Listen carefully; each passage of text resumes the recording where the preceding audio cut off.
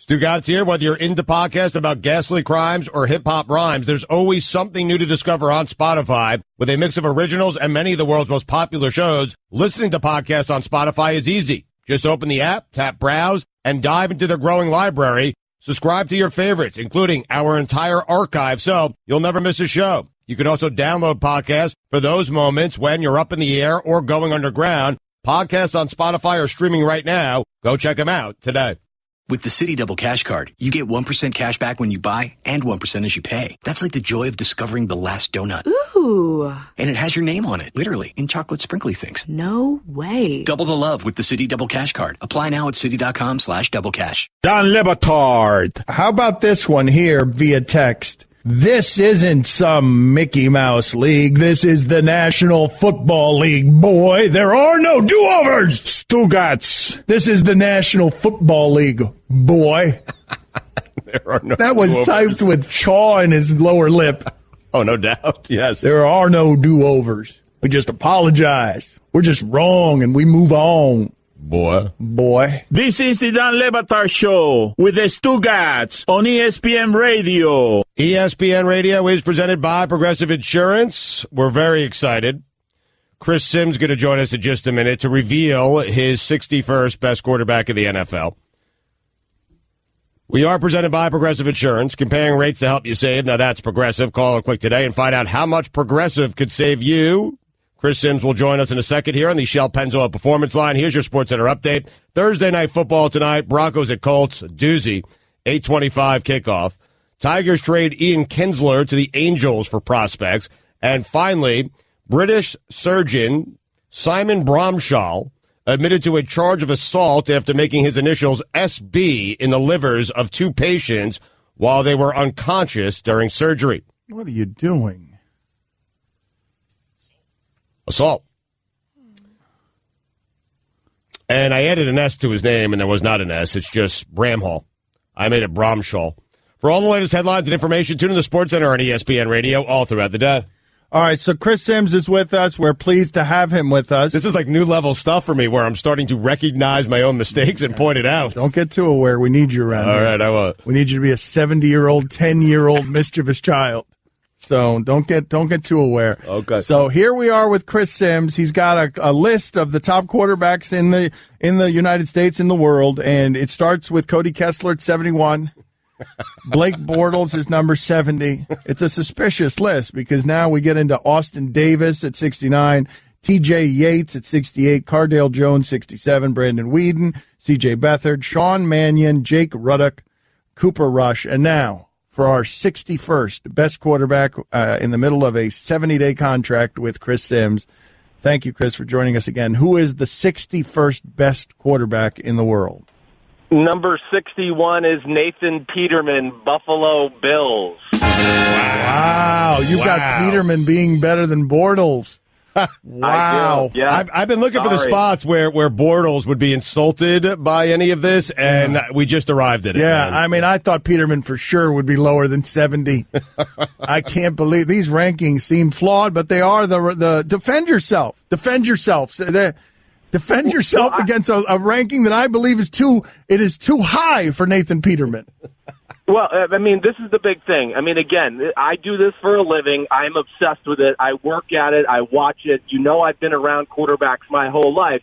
Now, you're ranking Blake Bortles higher in your own mind because he started and he had a year of 4,500 yards in his career, and people go, oh, but I'm just saying that if Nathan Peterman was afforded the same luxuries of a Blake Bortles or played on that Jacksonville team, they would be a better team in general altogether. I mean, well put. Yeah. Well, it's a good argument, but basically the argument is just like Bortles is the starter. That's all I'm arguing. Is like, yes, I've seen him play, and he's been a starter, and he is functioned. And when I saw Peterman play,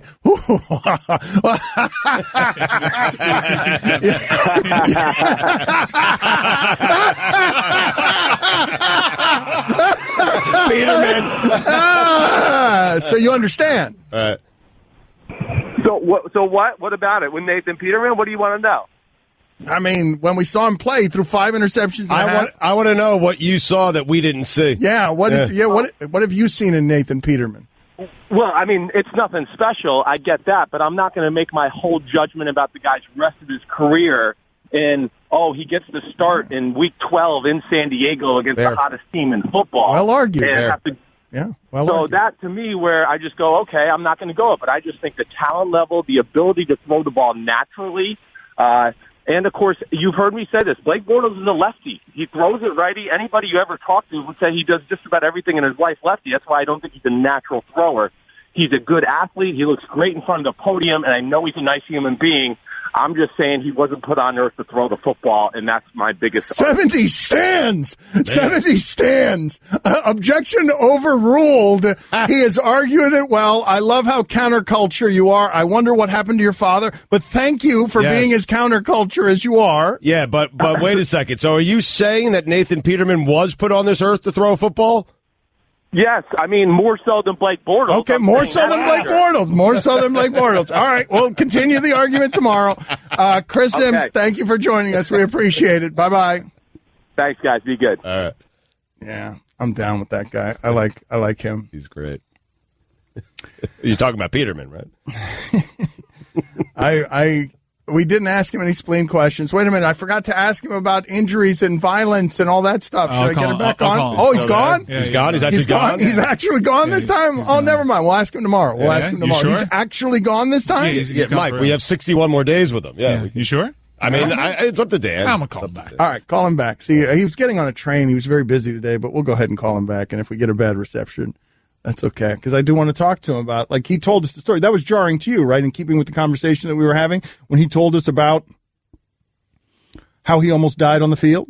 Yes, jarring to me. How much blood had accumulated in his stomach, how it felt like a 500-pound man was sitting on his chest. Yeah, listen. He almost passed out behind center. Dan, it's all jarring. It was jarring to see Ryan Shazier not be able to move his legs, all of it. And if you put me in the middle of it and I got to see what happened after they left the field and follow them throughout the next couple of weeks, I'd still tune in. I've seen gruesome things in that sport, and I'd still tune in on Sundays. Chris, we were talking about if people had to see what you dealt with the spleen injury or what it is that Zach Miller had to deal with almost losing his leg, or Shazier right now in these dark moments as he has surgery and wonders about his future, if it would all be more humanizing. I'm wondering what is the most disturbing thing you ever saw. The spleen, I don't think you're going to be able to top your spleen story, but in terms of from someone else enduring something that you were like, man, that's not a normal pain threshold. That person's not normal, and what that person is experiencing right now is not exactly a tribute to our sport. No, I mean, the thing that I think of more than anything that's like the nastiest thing I can remember on a field is a practice at Texas. We had a running back on the field, and he tried, and it was a running back. It was, I'm blanking on the name, so just forget about that. But regardless, somebody tried to tackle him, and he literally broke the guy's ankles to where it was across the field. He made a move on one of the defenders we had on the Texas defense, and his fibula and tibia broke, and I could hear it from 40 yards away. And that's when I knew, oh, my gosh, that was just one time where I could talk about it and go, that was disgusting and troubling to my brain, and it was hard to move on for the rest of the day with practice. Yeah, but you guys always do. And so how? But what is your mindset when you're in the hospital with the spleen stuff, and they're saying to you, "Hey, you almost died on the field. Like you could have died on the field." Like, are you saying, "Yeah, it was worth it"? You know what? I mean, I'm a little crazy, but yes, I was. And you know what's even worse, Dan, is at the end of that year, I wanted to come back. I went to the doctor in the end of December and said, you know, I think I feel pretty good. I think I might be able to play the last 2 or 3 games of the year. And of course, we weren't a good team. And he was trying to explain to me how bad the injury was. But regardless, yes, I wanted to come back and play. It was just the price of doing business. Like the first thing I ever told you, Dan, I never thought Ray Lewis running to me full speed at 250 pounds was good for my health, and I knew there was risks in the job. Excellent. All right, Chris, we'll talk to you. Thank you, sir. We'll talk to you tomorrow. All right, guys, be good. See you. That's the thing. That's the uncomfortable transaction. So many of these guys are good with being warriors and being a little tougher and better and stronger than we are about these physical things. They take great pride in it, and you can't scrub it out of them when you start talking. But you realize that that same mentality right now is at war with its own league, right? Because the league is trying to make everything a little bit safer, and a lot of guys are like, does it really have to be? Like, that's not what I signed up for. Sure. I signed up for the Sims deal, that I know this is dangerous, and I know that Ray Lewis hitting me is going to be unhealthy. The other thing, Dan, those guys just want to be out there, whether it's for themselves, the teammates, whatever it is, they want to be out there. Like, I was listening to Golick and Wingo, and they were talking to John Gruden earlier this week, and the Buccaneers had the 1 seed. They had everything locked up. There was no reason to play the final 2 games. And Gruden, because Derek Brooks' body was broken, all right, from a long season, went to Derek Brooks on the plane ride home from a game, and he said to him, hey, let's take the next couple of weeks off, get you ready for the playoffs. Your body's broken. You look like you're in pain. And he said that Derek Brooks, just at the mere suggestion that he would take a couple of games off, looked back at him like he wanted to punch him in the face. Like, are you crazy? I'm not missing a snap of a game. There is an addiction about it. It is an addiction. The Gladiator Sundays, guys, I've told you about this before. Like, we've talked about how the original gladiators used to be prisoners, and they used to be slaves, and they used to be people who didn't have freedom. And then there was so much glory in it that people started volunteering for it. Like, That's what football is. Mike, Bob Einstein called you directly? What's going on back there? Yeah, I'm actually on the phone with Bob right now. Bob, I want to talk to you. Bob, we want to talk to you on air. Would you please come on air, Bob? Did you hear that, Bob? He can't hear me yelling. He said no, he didn't hear it. You want to yell a little louder? Yes, I think you probably, yes. Bob, it's Levitard. We're on the air, but you're not on the air. I know you think the show is cursed. The show is not cursed. There are many people who have been on the show who have not died. We want you on the show. I am shouting. You are not on the show right now. You're just on a phone. I don't want to scare you, but I would like for you to be on the show. Would you please join us next segment? Did you hear that, Bob? He says, I love you, Dan. Give me Allison's phone number right now. Oh, God. This guy. He called here for Allison? Funkhauser called for Allison. He can't find Allison. Jeez. Listen to me and listen good. If you don't go, Weird. Flash. If you go out this weekend, that's Funkhauser from Curb Your Enthusiasm, Super Dave Osborne, Bob Einstein, the brother of Albert Brooks, is calling the show, looking for Allison, and refusing to come on the show because he thinks we're cursed because he says that Alan Thicke and Bill Paxton died, and Adam West died because they were on with us. Glad we cleaned all that up. Dollar Shave Club, speaking of cleaning up, clean up your face. Dollar Shave Club. Why are you laughing, Mike? What are you laughing about? He said, tell Levitard I wish I could do his show, but I'm feeling great. Don Levitard. Never going to stop. I am what I am, man. I'm 44 years old. I ain't changing. Stugats. Why change now? It's worked. Here I am. Sitting next to you. Filthy rich. This is the Don Levitard Show with the Stugats on ESPN Radio. So during the local hour, I don't know how you guys edited this or what you guys did with it. For many years, we've had the president of the Marlins on to review movies with us and talk about a bunch of different things. He's a bit of a loose cannon. He's fun and crazy and unpopular, and we got into an argument. We got into a brawl the first hour of the show here because I'm more than a little bit annoyed about what has happened in this conspiring between baseball and Derek Jeter to make sure that Miami lost Giancarlo Stanton. By giving Jeter the team, by accepting his business plan, you knew that the move, he explained to you, Rob Manfred, that the move was going to have to be, I got to cut payroll and strip it down, and you signed off on that again on South Florida. Again. And so I want to talk to Rob Manfred about that and ask him difficult questions. But we had the former president of the Marlins, David Samson, on. And I think for you nationally, you need to hear some of this because we went at it pretty good. And I like the man and I respect the man. And he is a good businessman. I don't mind people who are unpopular. I like a lot of people who are unpopular. But he is involved in this too because he's a little too good at business. Right. And everything that baseball has done here has felt wrong using South Florida. But what I wanted to ask you is, how do we explain this interview for those who didn't hear it in the local hour? How would you explain it through your viewpoint? I mean, you have the former Marlins president who was right in the middle of the sale. He was negotiating the deal to sell it to Derek Jeter and his group. And he still has a place with the organization. He's still paid by the organization. He's still paid. He's the one that Jeter fired him. Right. Let him keep his salary and then had him go fire all the people who were hard to fire.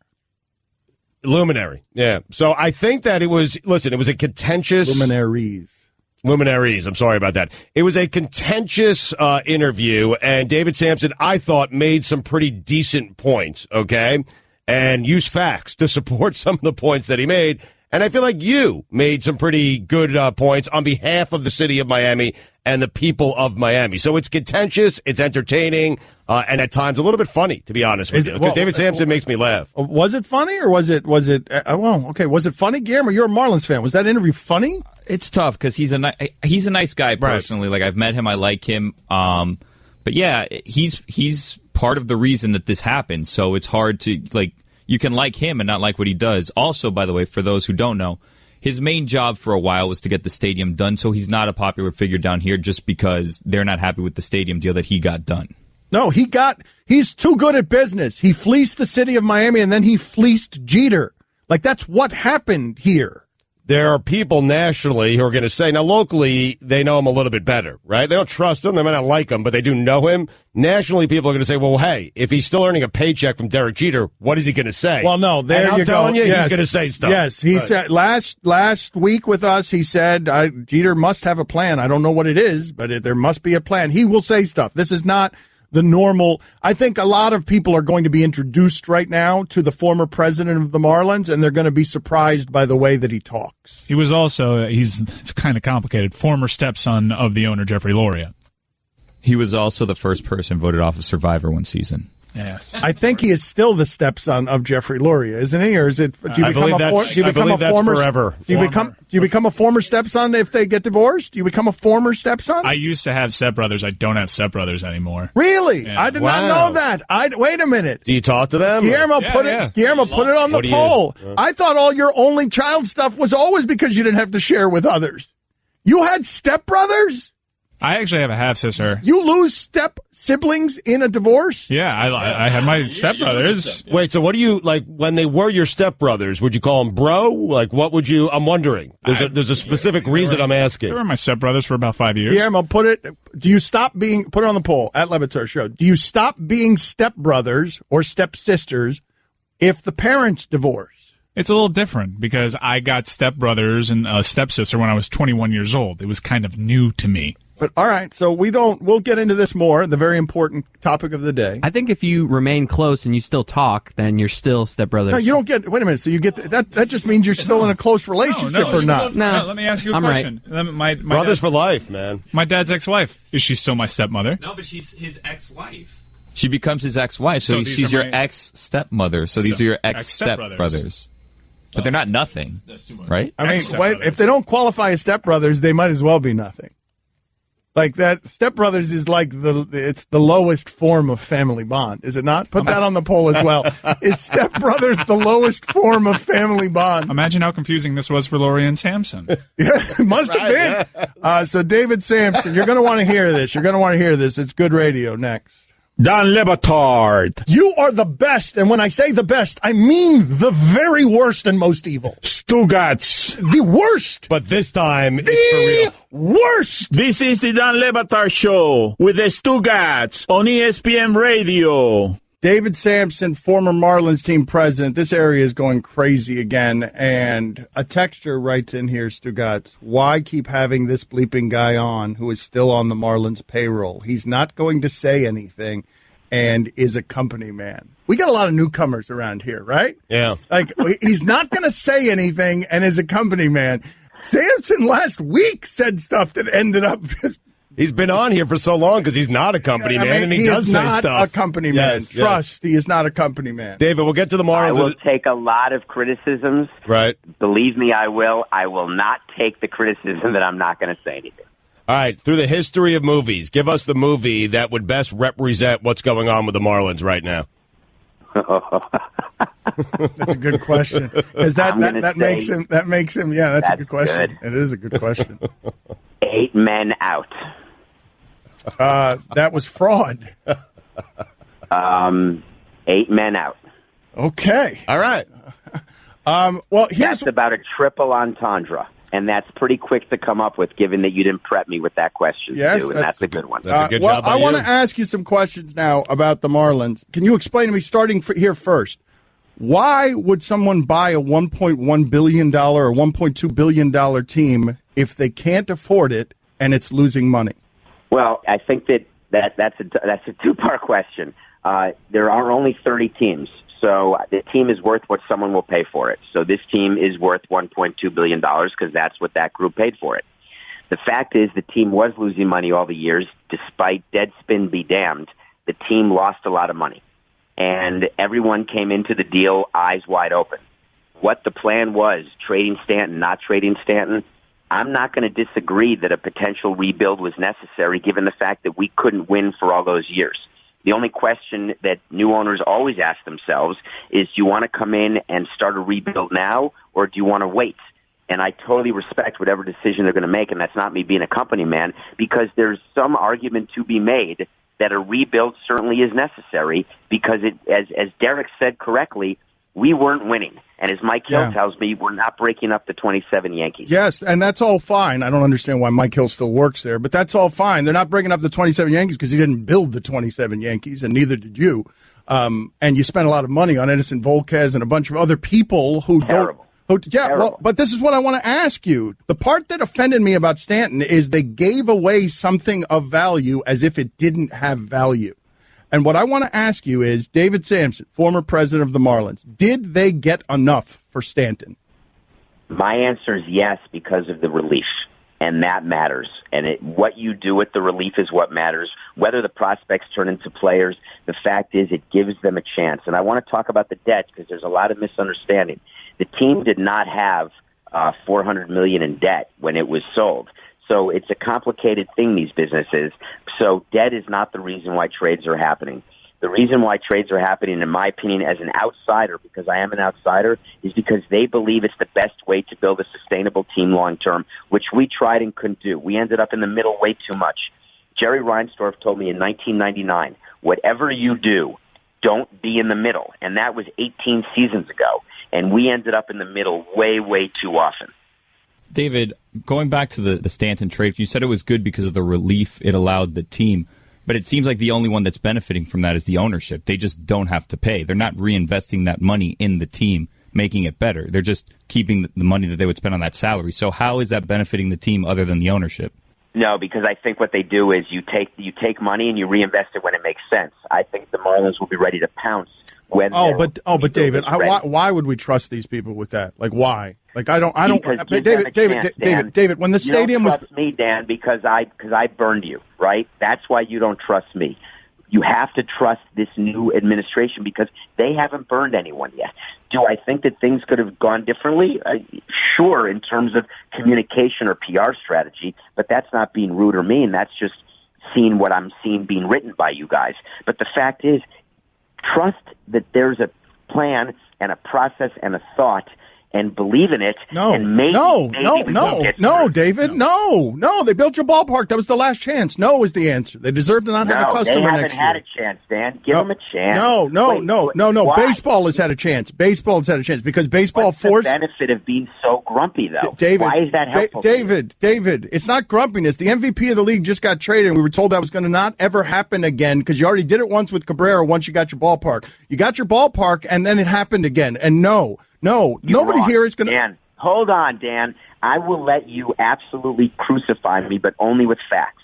Cabrera was not traded after we got a ballpark deal. He was traded before we got a ballpark deal because we didn't have a ballpark deal. And we were told that would never happen again. Right, but if you got your ballpark. The Blue Jays trade happened right after, and that's what made me stop being a fan of baseball because the Blue Jays deal, even though in long term you guys probably won that deal, the sign that it signaled to the fans was business as usual. Dave, you can't keep doing that and then have new owners or new people expect a different result. You just can't. It's happened too many times in this market by too many people. It's been 3 owners, and I get it, but now we're up to the 4th owner, and let's hope that it's different. No, what other choice do we have? No, a man or a woman cheats. Member of our community. No, what other choice do you have? A man or a woman cheats on his relationship one time, maybe you forgive it. 2, 3 times, no. You're going to be scarred forever on what your relationship is with future people. Yeah, I think that's a horrible way to live, and I think that interrupts your relationships with people. Because I know. you basically throw out the baby with the bathwater. Yes, but maybe that's why you're so grumpy and upset all the time. Well, because it is offensive. What happened here was offensive to people I care about, that taxpayers paid for that stadium, and that's how it ended up with the MVP of the league, traded in his prime, and you guys are telling me... tourists paid for the stadium. The tourists in Jeffrey, not our broke-ass city paid for that stadium, David. It's a tourist tax that can only go to ballparks. Are we seriously still having a debate? If there were no Marlins Park, there'd be no Marlins in Miami. Would that be better? I at this point, yeah, maybe. Yeah, I'm asking. No, at this point, maybe. Better, Dave, here's the thing. Here's the thing, Dave. With the stadium was made here with the idea of we're going to make this town major league. How's it feel today, David? Do the Marlins feel major league to you? Being in the major leagues doesn't make you major league. They are a minor league team in the majors that continues to treat South Florida like a brothel, and they just did it with the MVP of the league telling us that guy doesn't have value. Metaphors. A brothel? Come on. I mean, I love brothels, but you're mixing metaphors. South Florida got screwed on this one, Dave. Isn't there a chance that the team wins more than 77 games this year? No. Dave, you guys have been making that argument for 10 years while never winning over 77 games. It's not great. I'm trying to put a positive spin on it because I'm a member of the community like you are now. I'm not a member of the Marlins. I'm part of the community, and I want to have a belief, and I don't want to live my life being disappointed all the time, so I'm going to try to look at the bright side. Dave, you guys can look at the bright side because you got all the money. Like, it's easy to look at the bright side. I own as much of the team as you do. No, but what I'm saying is when everyone makes that much money in the transaction after running their business poorly, it's very easy for you from over there to look at the bright side.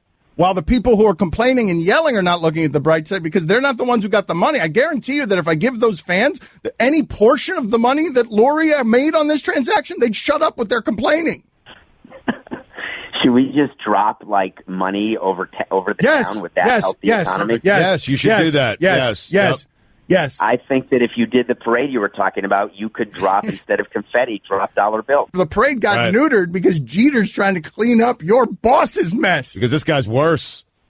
I don't know. But then if he's trying to clean up an existing mess that he inherited, why is he getting blamed? Well, I'm blaming baseball. I'm blaming baseball for gifting Jeter the team, and then I blame you for fleecing Jeter. That's what I do.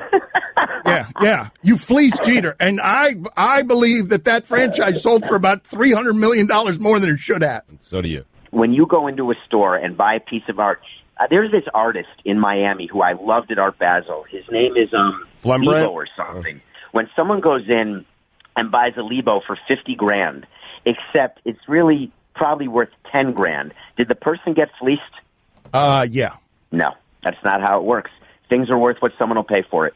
In every part of the economy. No, and usually that's David, you're acting like things don't affect the sale of anything. That's ridiculous. But wait a minute, that's a transaction between two people. But if the end result of that is that transaction, that art that I paid $50,000 for was only worth $10,000, and then I take the remaining $40,000 of difference and I throw it to the New York Yankees and give them part of it and tell them, take all of this and here, you can have it, and here, give me back something from your garbage can. I'll take that and put it in my living room as art. Then yes, I'm going to be a little bit offended. I think that you've brought it as far as you can bring it. I just don't think anything, and no one gets fleeced when there's a transaction. David, the part that you're missing is that baseball wanted Jeter and the other guy had more money. The other guy didn't have to take loans out in order to be able to afford any of this stuff. The other guy didn't have to bring in all sorts of failed partners. That I shouldn't talk about, but you're 100% wrong. Every single owner who was bidding for the team, potential owner, all of the bidders were in the same exact spot with the same level of debt. And that is how things are bought. It's like saying that someone who buys a house for $200,000 and takes out a mortgage for 50 of it is not worthy of owning that house because someone could have bought the house for straight cash. It's just not true. We'll talk to you soon. My Lord. Yeah. This was awesome. Thanks for the attack, man. You enjoyed it, huh? Good to be back. See you later. Listen, I can't wait to be back next week. See you later. See you about next week. See you later. Bye, guys. Dan Lebatard. Game day bucket, go boom! Stugats. I do like that idea, Goldie. Greedy. I like the idea. I have a friend named Goldie. I called you Goldie. This is the Dan Lebatard Show with the Stugats on ESPN Radio. One of the things we always do around here in sports, Stugats is not exactly a visionary. The thing that happens in front of him, he's not real big on consequences or looking into the future. So the Houston Rockets will not be able to beat the Golden Warriors or be better than the Golden State Warriors, until Good save. they actually have done it. Right. Like, if I ask you right now, what do the Rockets need to do? How do they need to be playing for you to believe that they could beat the Warriors? Your answer is going to be there's nothing they can be doing, right? There is nothing they can be doing. They're playing great, and they're a good team, but they're not better than that team. No way. Well, they will be on nights that they make a lot more of the threes. They will be. That's the thing that they're doing. But that's the one team that can make more threes than they can. Yes, but here's the thing. Here's the thing, right? The Rockets don't need to be better than the Warriors because the Rockets aren't better than the Warriors. The Rockets just need to be better at threes in 4 out of 7 games. Like, that's how they're changing it. They know they're not better than the Warriors. The Rockets know as a group they're not better than the Warriors, but maybe they could play it systematically so that they could change the style of play and take so many more threes than the Warriors that they could be better at playing for threes than the Warriors. And they can be by taking more of them, Stugats. They can be. I guess you believe that can happen. You believe that in a best-of-7 series, the Rockets can have 4 games in which they do. I don't think that it will happen. But if they keep playing this way, where it can't be disputed during this regular season, they've been the best team in basketball by point differential, by record, by every measurement you choose. And what I'm telling you is if they can perfect this form of play, it's the way in the short term to catch the Warriors. Like, it's not the best way. The odds aren't in your favor. Right, but you give yourself a chance. The best way to beat the Warriors is to have a lot better players than they do, but nobody can do that. Right. So the only other way to do it is to bleep with the math. Yeah, I mean, of course, you're right. I watched them again last night. Like, it's fun watching this team and how quickly they could take a close game and make it a 20-point game. Didn't they score 25 unanswered? They scored 25 unanswered in that game. Yeah, and I don't think Chris Paul has lost. When he's in the lineup, I don't think they've lost. They look amazing. The way one of them's always in. One of them, if they're both healthy, one of them's always in the lineup. Correct. And here's the thing. Maybe I discounted it if you want to talk about them against the Warriors. Is Clinton Capella, who's their big guy. He's just super lengthy, super athletic. Do you regret trading him for Kevin Durant in that strong-arming trade? Because Capella's going to be putting up, 15s and 10s and 15s and 15s all season, right?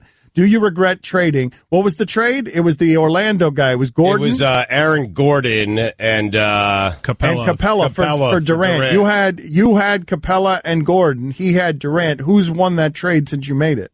He's won the trade. Because Durant's missed some games. He hasn't been. Capella's been great, and Aaron Gordon is out of his mind. And so for my league, I lost that trade. You know what the thing is about Aaron Gordon, though? Aaron Gordon's not out of his mind. Aaron Gordon's another one of these Oladipos. If Aaron Gordon's your best player, he's going to get out. Somebody's got to get them to 90. Right. Somebody's got to get the Magic to 90, so he's getting a ton of the numbers. Well, to be fair to Oladipo, the Pacers are doing better with Oladipo being their best player. No, I wasn't talking about Oladipo. I was talking about Gordon. Yeah. I was talking about that's a bad basketball team. The Orlando Magic is a bad basketball team. Somebody's got to get the numbers for them. So you're speaking of Gordon like he's a good player. He's been a good fantasy player. He's not nearly good enough to do anything. Well, that's all I care about is my fantasy team. And in my league, with our categories and our structure and our rules, he is a fantasy stud. Now, he's shooting 49% from the field and 40% from 3. No, but somebody's got to do it. Someone has to do it. But those percentages, which you always rely on. No, the percentages are fine. Efficiency is harder to put an argument against. The counting sets you can when you're a looter and a riot. To your point about Chris Paul and the Rockets staggering his time and James Harden's time, one of them always being on the court. This is courtesy of Talk Hoops, Zach Harper. Per 36 minutes numbers, with James Harden on the bench, 28.5 points a game for Chris Paul, shooting 69% true shooting percentage. Well, this is the genius of D'Antoni, right? Like, D'Antoni makes point guards better, no matter who they are. Yep. No matter who they are. So if you could pay, he turned Steve Nash into a 2-time MVP, dude. Steve Nash has won more MVPs than Shaq. That was D'Antoni. D'Antoni, he's done it with Raymond Felton. He'll do it with everybody. He does it with his point guards. So if you already give him a guy that you knew was the greatest point guard before he had D'Antoni, of course he's going to be a superstar point guard. And by the way, 14.5 assists. Yeah, that too. Throw It's that been in amazing, yeah. But I was saying, Mike, I mean, Ken Capella, he seems like a guy who can guard like Kevin Durant. He's that athletic. No. And he has the size. No, there is no such thing as a person who could guard. I'm not sure there's going to be much guarding. Doesn't exist. He can get out on the perimeter and defend the three, is what I'm saying. And he's a long, lanky body he's that the can future. defend the He's three. the future of basketball, like some sort of permutation of. They're all the point guards are soon going to look like Capella. Let's be honest. How much defending is going to be happening in that series? Well, that's another great thing about it. But that's. I think it bears noting. I know you guys don't like math radio, but it's this. The Rockets know they cannot have a better team than the Warriors by having better players. So what they've figured out is we are going to try and have a better team than the Warriors by being better at the math that allows us more points for one shot than the others, and we're going to take more of them than the Warriors do by a lot.